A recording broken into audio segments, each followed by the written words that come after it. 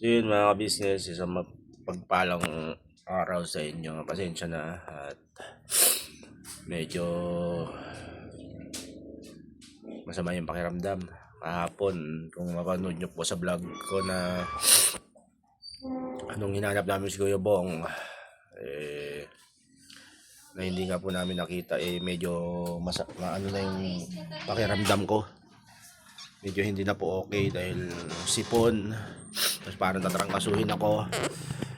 Tapos sakit na lalamunan ngayon po medyo tinamaan na tayo kaya hindi ako nakapag-vlog. So update lang ito kasi maghapon din ako sa dito sa loob ng dito lang sa kwarto dahil yun nga hindi pinapahinga ko po. At uminom na din naman ako ng gamot. Kita niyo po yung mata ko medyo namamaga yung aking mata. Hirap po kailangan mag-isolate ka. Actually alos lahat kami dito tinamaan na. Siyempre hindi naman natin pwedeng higa-higa lang to. Pero may time talaga na na nahihilo ako. Kanina dapat nga hanapin namin ulit si Kuya Bong, hindi na po ako nakasama. Dahil sabi ko hindi ko kaya mag-drive. At baka ano pang mangyari.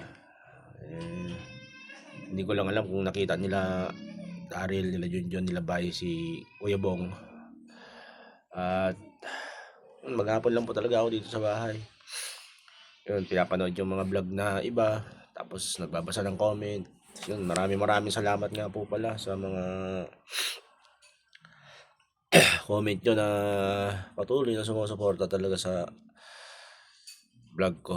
Hindi man ganun kalaki yung views, sobrang appreciate ko po yan dahil siyempre andyan kayo na solido pa rin yung suporta. At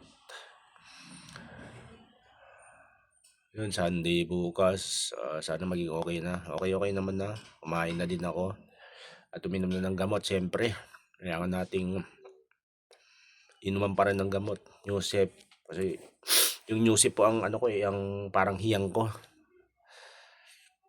Hirap pag ganitong may karamdaman ka hirap kumilos, pero kailangan kanina umaga yun walis-walis tayo dyan. Ganun lang po ang daily routine dito. At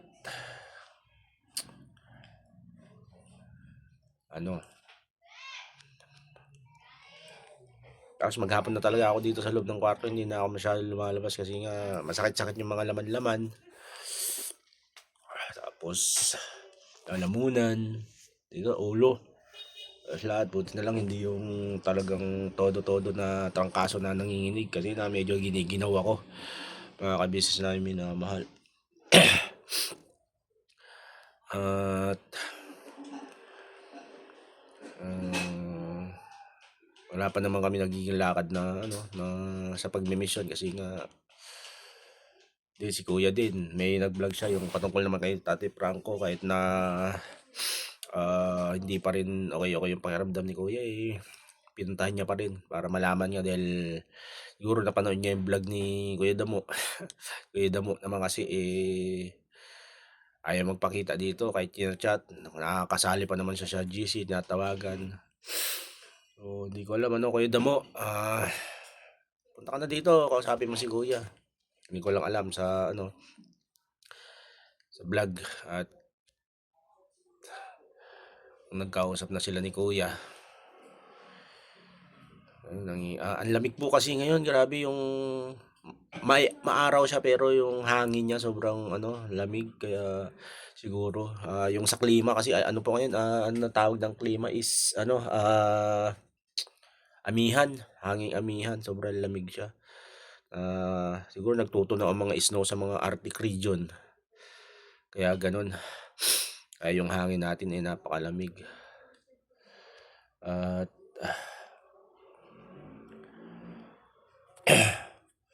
ano pa ba? Ganun lang naman dito mga business, ang daily routine ko. Gising sa umaga, gagawin yung mga gawaing bahay, walis sa labas. Ako na nagtitik na ako kung may maluluto sa kusina, kung ano yung pwedeng lutuin doon, ganun. prepare ng breakfast, prepare ng tanghalian. Pero ngayon hindi po muna ako nag-aano sa pagkain dahil nga baka siyempre meron akong ubot-sipon.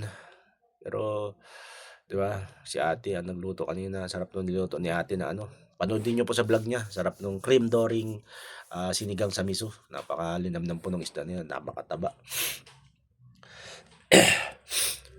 Si Amaro naman, yun, dito lang din maghapon. Pupunta ng maglaro ng basketball. At bukas linggo, Laba Day. Baka makapaglaba kami ni Amaro. Medyo maano yung sipong ko. Sana maging okay na. Ang inom ko kasi ng gamot is every 8 hours. 4 hours, 6 hours, mga ganun po. Kasi kailangan may ano. At buti nga tumalab na yung ano dahil kanina medyo isinat ako, ngayon konti-konti na lang. Ganun talaga pag ano, malamig po ang panahon, hindi na kahit na anong tibay ng katawan, pag tinamaan ng excuse me po. Excuse me po. Tinamaan ka ng sama ng pakiramdam, aray, talagang mahirap ding kumilos. At buti na lang medyo nalalabanan mga business. So ano pa ba, yun, basta maraming salamat lang po sa patuloy at walang sawang pagsuporta na kahit sa mga ganitong vlog ko pinapanood nyo po.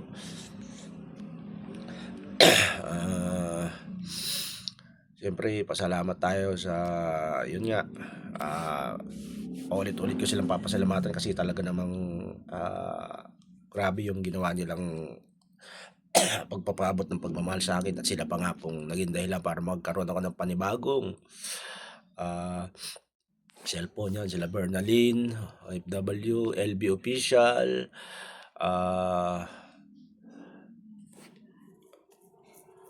sino pa ba tong iba, Lenny 24, Nika Marie Mix Vlog, si Mars. Kaya tignan ko po, balikan ko po kayo ulit at sasauluhin ko yung mga pangalan para talagang hindi natin sila makalimutan din po. Okay, tignan ko lang po sa ano, sa aking nakasave na listahan. Alright, balikan ko po kayo. So yung mga business yun si Amaro at tinira ko yung cellphone niya doon. Sinend ko na sa kanya yung mga dapat talagang pasalamatan, at palaging pasalamatan tong mga to kasi talagang grabe naman yung kanilang ano. Bati ka muna sa aking ano. Hello mga business. Yan, yun ang aking poging Amaro. So yun mga ka-business, salamat po. Siyempre marami mga business namin nagmamahal, ka-business supporters. Yan, pagmamahal mula sa aming puso para kay Kagwang Istong. Sana po makatulong. Malaking tulong po yun, ma'am. Grabe tulong po. At saka napakalaking bagay po nitong cellphone na nabili. Ito pa magagitan nyo, gagamitin ko sa pag-vlog ko kasi alam niyo naman po na yung pag-vlog ang hanap buhay. Number 1 na pinagkukuhanan ko ng source of income para may magamit-gamit siyempre sa mga bayarin ni Amaro. Even though andiyan naman sila ate, sila nag-ano ng mga baon, gano'n. At pag may kailangan, pero sa akin siyempre malaking tulong din po 'yon, panggamot. Siyempre nagme-maintenance po ako. So yun, pasalamatan po natin ang si Mars Juliet Vlogs po. Yan, thank you very much. Julie Mix Vlog po, thank you very much. At Bernalyn OFW, thank you very much po sa inyo. Ingat po kayo palagi dyan. Nika Marie Mix Vlog, Lenny 24, at syempre last but not the least si LB OFW Abu Dhabi. Thank you very much po sa walang sawa niyong suporta po sa akin, sa lahat, sa kabuuan po ng ka-business family. Talagang iba po yung suportang binibigay niyo po. Sana po ma-meet namin kayo in the near future at magkada po pampalad po tayo. Ingat po kayo palagi dyan sa inyong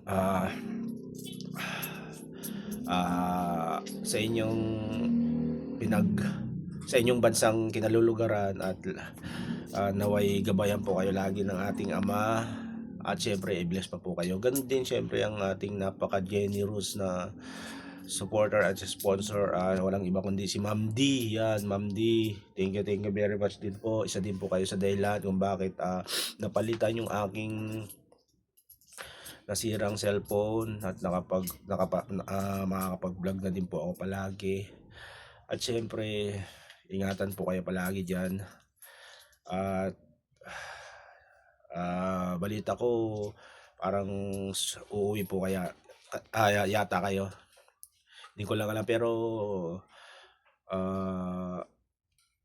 sobrang gusto ko na po kayo ma-meet at syempre mayakap at makadao pang palad. So yun mga ka-business, pansamantala hanggang dito na lang muna tong video. Kung simpleng video ko na to, update lang po.